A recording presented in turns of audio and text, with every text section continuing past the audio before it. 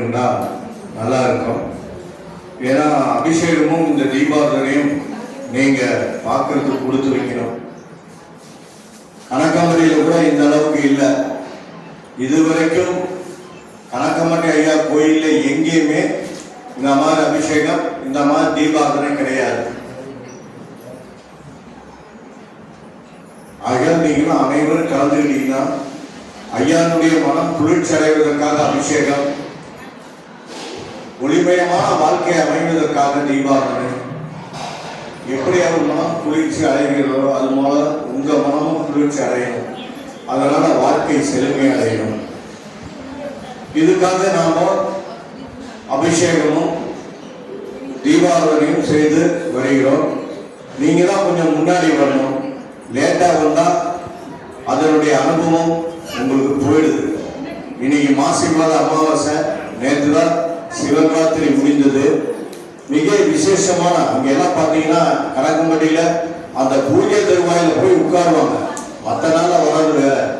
அந்த பூஜையில கலந்து கொள்றவங்களுக்கு தான் விசேஷமான ஒரு அமைப்பு கிடைக்கும். சில பேர் வந்து எனக்கு அது நடக்கல இது நடக்கலன்ற போது நாம அறகுறையா இருக்கும் பொழுது அதே மாதிரி தான் அறகுறையா வாழ்க்கையும் அமையும். ஒரு விஷயத்துல வந்து கலந்துக்கிட்டோம்னா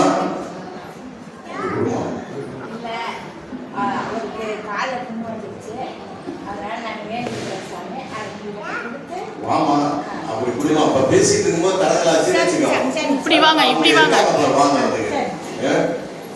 சரியா போயிடுச்சா? நீங்க எங்க இருந்து வரீங்க?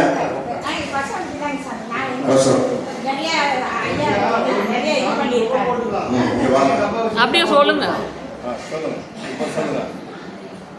பையன் கல்யாணமே வேண்டாம்னு சொல்லிச்சு. கல்யாணம் பண்ணிக்கிட்டா 10,000 சாமிக்கு தரேன்னு வேண்டிட்டேன். ஐயா வந்து கல்யாணமும் முடிச்சு வச்சாரு, குழந்தையும் கொடுத்தாரு. நான் 10,000 மணி சாமிக்கு கொடுத்தேன். ஐயா சொன்னாரு மண்ணு வாங்குறதுக்கு காசு இல்லை, நீங்க கொண்டாந்து கொடுத்துட்டீங்க, ஐயா கொண்டாந்து கொடுத்து வச்சுட்டாரு அப்படின்னு சொன்னாரு. அப்புறம் ஒரு அம்மா பேரன் படிக்கல, நான் காசு கொடுக்கல, என் பேரன் எப்படியாச்சும் 10வது படிச்சா போயிருந்துச்சு. ஐயா 12வது வரைக்கும் படிக்க வச்சாரு. இப்போ காலேஜ் படிக்கிறாங்க பையன். அவங்களும் காசு கொடுத்தாங்க, நான் கொண்டாந்து ஐயா கிட்ட கொடுத்துட்டேன். எங்களுக்கு நல்லது பண்றாரு ஐயா. காலில் புண்ணு வந்துருச்சு, அவருக்கு சுகர் இருக்கு. காலில் புண்ணு வந்துருச்சு, சுகர் இருக்கு. ஆஸ்பத்திரிக்கு போகாம நல்லா இருக்கும். நான் வந்து ஐயாவை பிரார்த்தனை பண்ணி நான் வைக்கிறேன்னு சொன்னேன். நல்லா ஆயிடுச்சு. அப்புறமே நான் வந்துருக்கிறேன் சார். அதே மாதிரி உங்க வாழ்க்கையில எது நடந்தாலும் நீங்க தைரியமா வந்து மக்களுக்கு தெரியும்படி நீங்க பேசலாம். இதுக்கு முன்னாடிலாம் நான் பேச வச்சுட்டு இருந்தேன். பட் யாருமே அந்த ப்ராப்பரான டைம்ல வராதனால என்னால எதுவுமே செய்ய முடியல. இதே ஒரு 4 அமாவாசைக்கு முன்னாடி ஒருத்தர் கேன்சர் சொன்னது அந்த அம்மா நிக்குது. கேன்சர் ரெடி ஆயிடுச்சுன்னா அது நான் தான் அப்படிங்குது. நாமளும் புரிஞ்சு நடந்துக்கணும். ஒரு தெய்வத்துக்கிட்ட எப்படி மன்றாடணும். நாம ஏதோ கோயில் கலாச்சாரத்துக்கு கோயில் கலாச்சாரமா எப்போ வேணாலும் போகலாம், எப்போ வேணாலும் வரலாம், அது கிடையாது. இங்க வந்து ஐயா சிஸ்டமேட்டிக் இருக்கு. இவ ஃபாலோ பண்ணணும். நாம மனசார வேண்டிக்கிறது சும்மா எல்லா தெய்வத்திட்ட சொல்லிட்டு போற அளவுக்கு இல்லை. இங்க ஐயானா ஐயாட்ட மட்டும்தான் சொல்லணும். மற்ற தெய்வங்களை வணங்கி கொள்ளலாம், மற்ற தெய்வத்திட்ட போய் சொல்லலாம். இந்த மாதிரி நான் அவர்கிட்ட சொல்லியிருக்கேன், சீக்கிரம் செய்து கொடுக்க சொல்லுங்கன்னு கேட்கலாம். ஆனா ஐயாட்ட சொல்லிட்டு வேற தெய்வத்திட்ட போய் சொன்னீங்கன்னா மாறிமா நீ தான் அங்க போய் சொல்லிட்டல, நீ அங்கேயே போய் வாங்கி விடுவார். ஏன்னா இன்னைக்கு வந்ததுலயே மிகப்பெரிய ஒரு அம்சமாக பாவத்தை போக்கக்கூடிய கர்ம வீரனாக நீதி தேவனாக இந்த உலகத்தில் அவதரிச்சிருக்கா. நாமதான் அவரை பிடிச்சுக்கணும். இன்னைக்கு லட்சக்கணக்கான மக்கள் பயனடைகிறாங்க. ஏன் நாம பயனடைய கூடாது? அப்போ நீங்க வந்தா தானே, நீங்க அந்த டைம்ல கலந்துக்கிட்டா தானே. ஒரு 5 நிமிஷம் அந்த அபிஷேகம் பண்ணும் பொழுதும் இந்த தீபாவளியும் பண்றதை எதுக்காக? அப்ப அந்த அமைதியை நோக்கிறதுக்காக. அப்பதான் நம்ம அரட்டடிப்போம், அப்பதான் ஊர் நாயத்தை பேசுவோம், அப்பதான் புதுசா வந்திருக்கவங்க உட்கார்ந்து ஏதாவது கேட்போம்.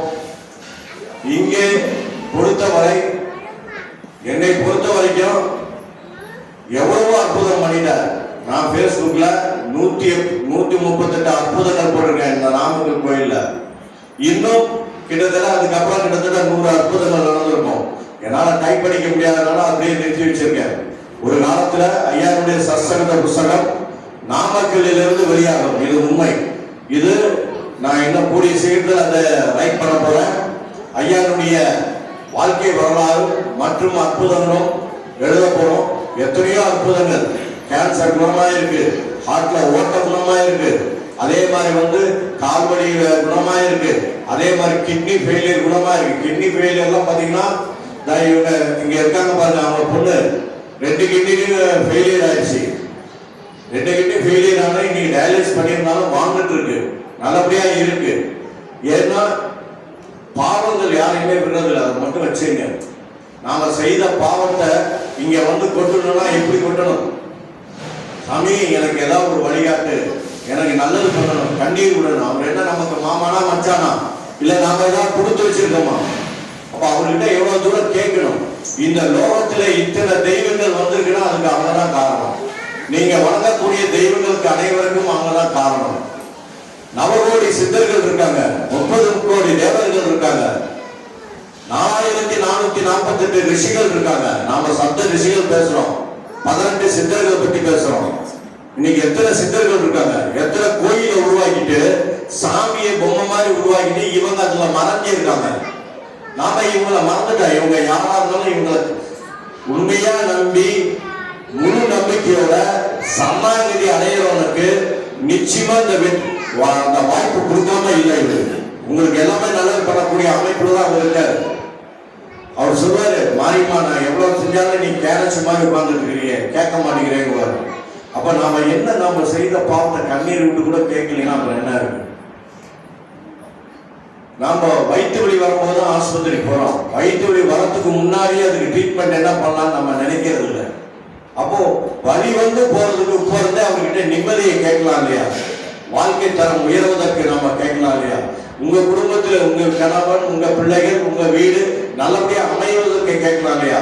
என்னைக்கு பிறந்துட்டோம், ஒரு காலத்துல மண்ணுக்கு போறது வழி.